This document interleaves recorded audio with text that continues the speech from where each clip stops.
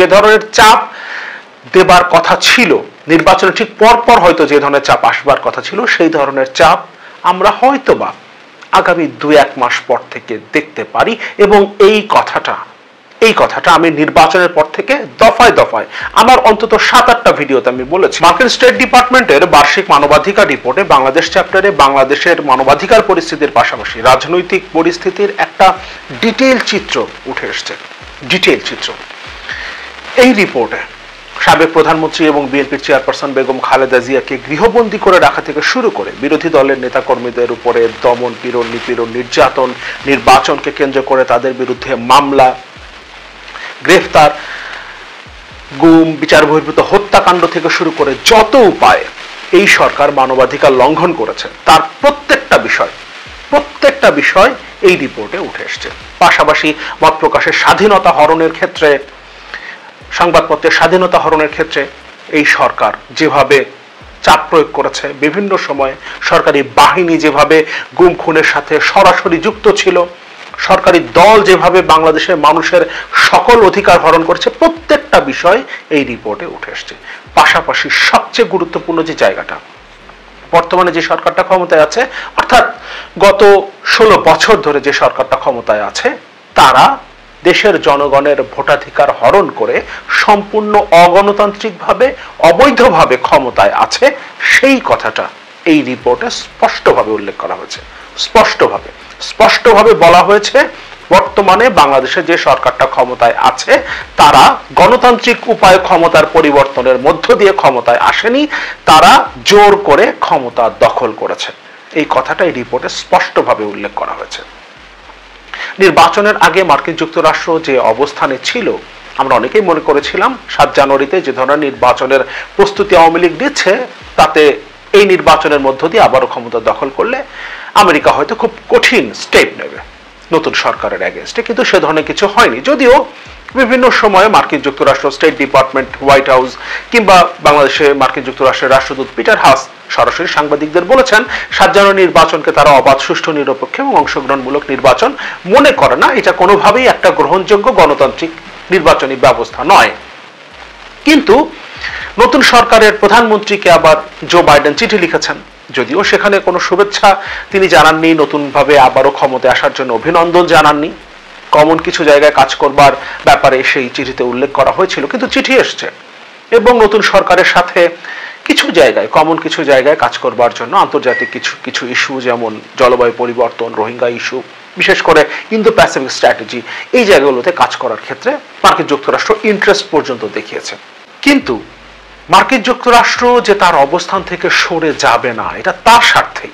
আন্তর্জাতিক রাজনীতিতে কেউ আপনার স্বার্থে কিছু করবে না, সে তার নিজের স্বার্থেই করবে। এবং মার্কিন যুক্তরাষ্ট্র, বিশেষ করে জো বাইডেন প্রশাসন, তাদের নিজেদের স্বার্থেই বাংলাদেশে গণতন্ত্রের পক্ষে অবস্থান নেবে। অন্তত আগামী নভেম্বরে তাদের দেশে যে নির্বাচনটা আছে, সেই নির্বাচনের আগে বাংলাদেশে গণতন্ত্র প্রতিষ্ঠার ক্ষেত্রে তারা কিছু একটা করছে, সে ব্যাপারটা অন্তত তার নিজের স্বার্থেই করতে হবে।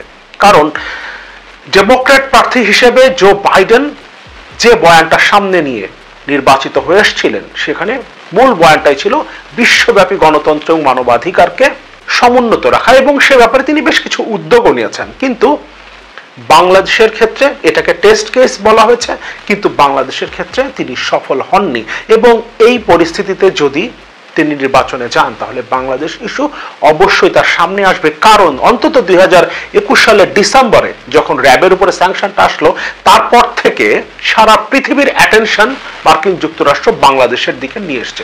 এখান থেকে তারা যদি ব্যাকআউট করে, তারা যদি এখানে হেরে যায়, সেটা সারা পৃথিবীতে গণতন্ত্র এবং মানবাধিকার বিস্তারের যে বয়ান নিয়ে এখন জো বাইডেন আবার ভোট চাইতে যাবেন তার অনুসারীদের কাছে, ডেমোক্র্যাটদের কাছে, সেখানে তিনি প্রশ্নের সম্মুখীন হবেন, সারা পৃথিবীতেই তিনি প্রশ্নের সম্মুখীন হবেন। এই কারণে অন্তত নিজের স্বার্থে জো বাইডেন প্রশাসন নভেম্বরের নির্বাচনের আগে বাংলাদেশে, যেখানে সারা পৃথিবীর অ্যাটেনশন তারাই নিয়ে এসছে, বাংলাদেশে কিছু একটা তারা করার চেষ্টা করবে। আমি বলছি না যে আমেরিকা যে সরকারটা এখন ক্ষমতায় আছে তাদেরকে উৎখাত করবে, নতুন কোনো সরকারকে বসিয়ে দেবে, সেটা তারা করবে না। কিন্তু যে ধরনের চাপ দেবার কথা ছিল নির্বাচনের ঠিক পরপর হয়তো যে ধরনের চাপ আসবার কথা ছিল সেই ধরনের চাপ আমরা হয়তোবা আগামী 2-1 মাস পর থেকে দেখতে পারি। এবং এই কথাটা আমি নির্বাচনের পর থেকে দফায় দফায় আমার অন্তত 7-8টা ভিডিওতে আমি বলেছি। নভেম্বরে আমেরিকার নির্বাচনের আগে এবং ভারতের নির্বাচনটা শেষ হয়ে গেলে, ভারতের নির্বাচনটা মোটামুটি জুনের মধ্যে শেষ হয়ে যাবে, সুতরাং জুলাই, আগস্ট, সেপ্টেম্বর, অক্টোবর এই সময়ের মধ্যে বাংলাদেশের উপরে নিশ্চিতভাবে, বাংলাদেশের বর্তমান ক্ষমতাসীন সরকারের উপরে আমেরিকা অবশ্যই চাপ প্রয়োগ করবে। গণতন্ত্র এবং মানবাধিকারের পক্ষে জো বাইডেন প্রশাসনের যে অবস্থান, সেই অবস্থানটা তাদের নিজেদের স্বার্থেই তারা দেখানোর চেষ্টা করবে। আমি একটু রিপোর্টটা পড়ব। ডিটেইল রিপোর্ট করেছে মার্কিন যুক্তরাষ্ট্রের স্টেট ডিপার্টমেন্ট, ডিটেইল, এখানে প্রত্যেকটা বিষয় উল্লেখ করা হয়েছে, আমি আগেই বলেছি। সেখান থেকে মানব জমিন খুব কি পয়েন্টগুলো নিয়ে একটা রিপোর্ট করেছে, কিন্তু সেই রিপোর্টটা অনেক বড়। আমি পুরো রিপোর্টটাই পড়বো, প্রত্যেকটা ওয়ার্ড আমি পড়তে চাই। এই সরকারকে উৎখাত করা সম্ভব হবে কিনা সেই ব্যাপারগুলো বুঝতে পারবো, তাই আমি চাই রিপোর্টটা আমিও পুরোটা পড়তে চাই এবং আপনারা সম্ভব হলে আমার এই রিপোর্টটা আমার সাথে সাথে হয়তো শুনবেন অথবা আলাদা করে রিপোর্টটা পড়ে নেবেন। মানব জমিন হেডলাইন করেছে বাংলাদেশের মানবাধিকার পরিস্থিতির কড়া সমালোচনা যুক্তরাষ্ট্রের। সাবহেডিং এ বলছে অবাধ ও সুষ্ঠু নির্বাচনের মাধ্যমে সরকার পরিবর্তনে নাগরিকদের অক্ষমতা। স্পষ্টভাবে উল্লেখ করা হয়েছে অবাধ ও সুষ্ঠু নির্বাচনের মাধ্যমে সরকার পরিবর্তনের ক্ষমতা নাগরিকদের নেই। তার মানে নাগরিকদের অধিকার হরণ করে, ভোটাধিকার হরণ করে এই সরকার যাচ্ছেতা একটা নির্বাচনের মধ্য দিয়ে ক্ষমতা দখল করেছে।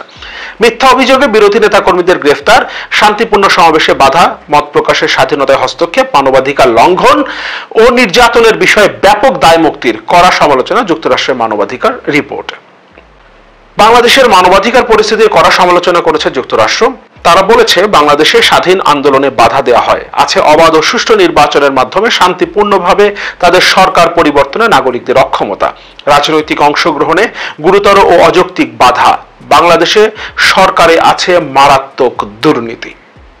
বাংলাদেশের সরকারে আছে মারাত্মক দুর্নীতি, দেশের ভিতরে এবং আন্তর্জাতিক মানবাধিকার বিষয়ক সংগঠনগুলোর উপর আছে সরকারের কঠোর বিধিনিষেধ অথবা হয়রানি, সরকারের তরফ থেকে বিচার বহির্ভূত হত্যাকাণ্ড, জোরপূর্বক গুম, নিষ্ঠুর নির্যাতন, অমানবিক ও অবমাননাকর আচরণ ও শাস্তি দেয়া হয়, আছে জীবনের প্রতি হুমকি, বিচার বিভাগের স্বাধীনতা নিয়ে গুরুতর সমস্যা, রাজনৈতিক বন্দী ও আটক, বিরোধী দলীয় নেতাকর্মীদের রাজনৈতিক সম্পৃক্ততার অভিযোগে গ্রেফতার করা হয়েছে। জাতীয় নিরাপত্তায় হুমকি এমন অজুহাতে মিথ্যা অভিযোগ সহ বিরোধী দলীয় নেতাকর্মীদের গ্রেফতার ও বিচারের মুখোমুখি করা হয়েছে। 2023 সালে বাংলাদেশে ঘটে যাওয়া ঘটনাগুলোর উপর ভিত্তি করে বার্ষিক মানবাধিকার রিপোর্ট এসব কথা বলেছে যুক্তরাষ্ট্রের পররাষ্ট্র মন্ত্রণালয়। এতে ওই বছরে বাংলাদেশে যেসব ঘটনা ঘটেছে তা পুঙ্খানুপুঙ্খভাবে তুলে ধরা হয়েছে।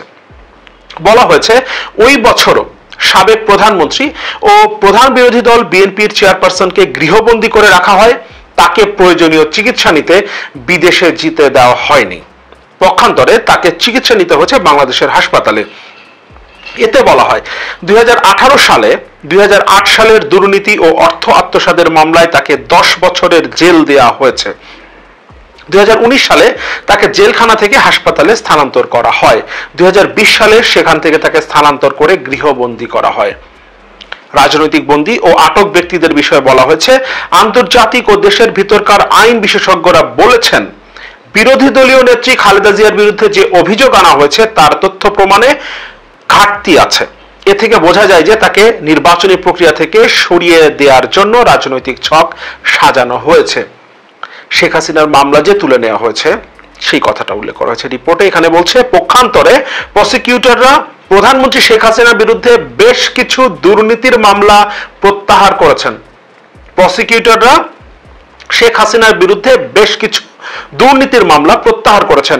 ওই রিপোর্টে সংবাদ মাধ্যমের স্বাধীনতার দিকেও দৃষ্টি দেওয়া হয়েছে। এতে বলা হয়েছে বাংলাদেশের সংবিধান সংবাদ মাধ্যম ও মিডিয়ার সদস্য সহ সবার মত প্রকাশের স্বাধীনতা দিয়েছে, কিন্তু সরকার এই অধিকারে ঘন ঘন হস্তক্ষেপ করেছে। এক্ষেত্রে মত প্রকাশের স্বাধীনতায় উল্লেখযোগ্য পরিমাণে সীমাবদ্ধতা আছে। সরকারের হয়রানি অথবা প্রতিশোধ নেওয়ার ভয়ে সরকারের সমালোচনার ক্ষেত্রে মিডিয়ার সদস্যরা ও ব্লগাররা নিজেরাই সেন্সর করেছেন। আমরা করি আসলে কথা বলবার সময় অনেক শব্দ উচ্চারণ করতে গিয়েও আবার আমরা থেমে যেতে হয়, সেই কথাগুলো বলা যায় না। অনেক কথা বলতে গিয়েও নিজেদেরকে থেমে যেতে হয়। এতে তুলে ধরা হয়েছে সরকারি পর্যায়ে দুর্নীতি ও অনিয়মের চিত্র, বিচারের ক্ষেত্রে হয়রানি, খেয়াল খুশি মতো গ্রেফতার সহ নানা রকম নিষ্পেষণের কথা। এতে বলা হয় 1971 সালে স্বাধীনতা যুদ্ধের সময় যেসব যুদ্ধাপরাধ ও নৃশংসতা সংগঠিত হয়েছে তার বিচার করার জন্য 2010 সালে বাংলাদেশে প্রতিষ্ঠিত হয় আন্তর্জাতিক অপরাধ আদালত। সেই আদালত শাস্তি দিয়েই যাচ্ছে, এর মধ্যে আছে মৃত্যুদণ্ড। জায়গাটা খুব খেয়াল করি, অনেক পর্যবেক্ষক এই প্রক্রিয়াকে রাজনৈতিক উদ্দেশ্য প্রণোদিত বলে দেখেন, কারণ আদালত বিশেষত বাছাই করে অভিযুক্ত করেছে বিরোধী রাজনৈতিক দলের সদস্যদের। এতে খেয়াল খুশি মতো ও বিচার বহির্ভূত হত্যাকাণ্ড সহ বেআইনি হত্যাকাণ্ড সম্পর্কে বলা হয়েছে পুলিশের বিরুদ্ধে যেসব অভিযোগ তার তদন্ত নিজেরাই করেছে। তারা এমন সব ঘটনা ঘটিয়েছে যেখানে তাদের শারীরিক মারাত্মক প্রহারে মানুষ আহত হয়েছে অথবা মারা গেছে। নিরাপত্তা রক্ষাকারীদের হাতে কতজন মানুষ মারা গেছেন তার মোট সংখ্যা সরকার প্রকাশ করেনি, এমনকি সব ঘটনা স্বচ্ছ তদন্তও করেনি। এই তদন্ত যারা করেছেন তাদের স্বাধীনতা ও পেশাগত মান নিয়ে সংশয় প্রকাশ করেছে মানবাধিকার বিষয়ক গ্রুপগুলো। ফ্রিডম হাউসের freedom in the world 2023 country রিপোর্টে উল্লেখ করেছে যে জোরপূর্বক গুম, গোপন জেলখানার ব্যবহার, খেয়াল খুশি মতো গ্রেফতার ও নির্যাতন সহ মানবাধিকার লঙ্ঘন অব্যাহতভাবে চালিয়ে যাচ্ছে বাংলাদেশের নিরাপত্তা বিষয়ক এজেন্সিগুলো। আরেকবার পড়ি, আন্তর্জাতিক একটা রিপোর্টে উঠে এসছে freedom in the world 2023 country report. বলা হচ্ছে জোরপূর্বক গুম, গোপন জেলখানার ব্যবহার, খেয়াল খুশি মতো গ্রেফতার ও নির্যাতন সহ মানবাধিকার লঙ্ঘন অব্যাহতভাবে চালিয়ে যাচ্ছে নিরাপত্তা বিষয়ক এজেন্সিগুলো। সরকারের সমালোচনাকারীদের বিরুদ্ধে সারা বছরই সরকার ব্যাপকভাবে ব্যবহার করেছে ডিজিটাল নিরাপত্তা আইন। আইনমন্ত্রী রিপোর্ট করেছেন যে সারা দেশে ডিজিটাল নিরাপত্তা আইনে কমপক্ষে 7,000 মামলা মুলতবি আছে। অগাস্টে সরকার ঘোষণা দেয় তারা ডিজিটাল নিরাপত্তা আইনকে পরিবর্তন করে সাইবার নিরাপত্তা আইনে পরিণত করবে। পার্লামেন্টে এই আইন পাশ করেছে সেপ্টেম্বর মাসে। আইন ও সালিশ কেন্দ্র রিপোর্ট করেছে যে জানুয়ারি থেকে জুন পর্যন্ত 119টি ঘটনায় সাংবাদিকদের হয়রানি করা হয়েছে। আরেকটি মানবাধিকার বিষয়ক সংগঠন বলেছে জানুয়ারি থেকে সেপ্টেম্বরের মধ্যে সাংবাদিকদের উপরে 309টি হামলা বা হয়রানির ঘটনা ঘটেছে। আহত হয়েছেন 138 জন সাংবাদিক। রাষ্ট্রের ভাবমূর্তি নষ্ট ও সুনাম নষ্ট করার জন্য প্রিন্ট, অনলাইন এবং ইলেকট্রনিক মিডিয়া ব্যবহারের অভিযোগে প্রথম আলোর সম্পাদক ও একজন সাংবাদিকের বিরুদ্ধে মার্চে ডিজিটাল নিরাপত্তা আইনে মামলা করেন আওয়ামী লীগপন্থী একজন আইনজীবী। এই অভিযোগে সাংবাদিক শামসুজ্জামান শামসকে আটক করে পুলিশ। এতে ডিজিটাল নিরাপত্তা আইনের বিরুদ্ধে ক্ষোভ বৃদ্ধি পায়। এই আইনকে সংশোধন বা বাতিলের দাবিতে সারা দেশে বিক্ষোভ করেন শিক্ষার্থী, আইনজীবী, মানবাধিকার কর্মী, নাগরিক সমাজের সংগঠন, সম্পাদক পরিষদ ও রাজনৈতিক দলগুলো। জুনে জামালপুরে একটি ইউনিয়ন পরিষদের চেয়ারম্যানকে গ্রেফতার করে র‍্যাব। সাংবাদিক গোলাম রব্বানী নাদিমকে হত্যার অভিযোগে পুলিশ আটক করে আরো কয়েকজনকে। খুব খেয়াল করব আমরা, জামালপুরের একটা ইউনিয়ন পরিষদের চেয়ারম্যানকে যে পুলিশ গ্রেফতার করেছে সেই কথাটাও মার্কিন যুক্তরাষ্ট্রের স্টেট ডিপার্টমেন্টের বার্ষিক মানবাধিকার রিপোর্টে উঠে এসেছে। তার মানে তারা কতটা ডিটেইল রিপোর্ট করেছে।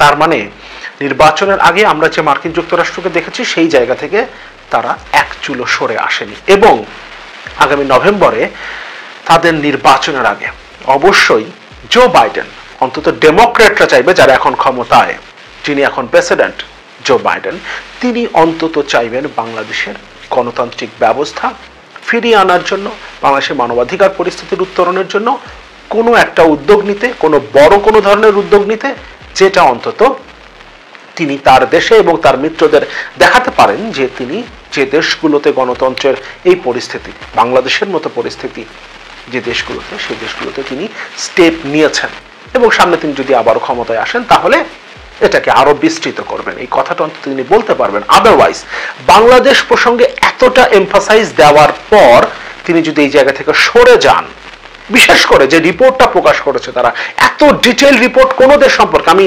রিপোর্টের বেশ কয়েকটা দেশ সম্পর্কে একটু পড়ার চেষ্টা করেছি, চোখ বুলিয়ে নিয়েছি, আমি দেখেছি বাংলাদেশের সম্পর্কে রিপোর্টে যতটা ডিটেইল গেছে তারা, এতটা ডিটেইল কোন দেশ সম্পর্কে তারা চায়নি, কোন দেশ সম্পর্কে না। তার মানে বাংলাদেশের ব্যাপারে যে অ্যাটেনশনটা তারা 2021 সালের ডিসেম্বরে র্যাবের উপরে স্যাংশন দেওয়ার পর থেকে নিয়ে এসেছিল সারা পৃথিবীর, সেই অ্যাটেনশনটা থেকে তারা সরে যায়নি।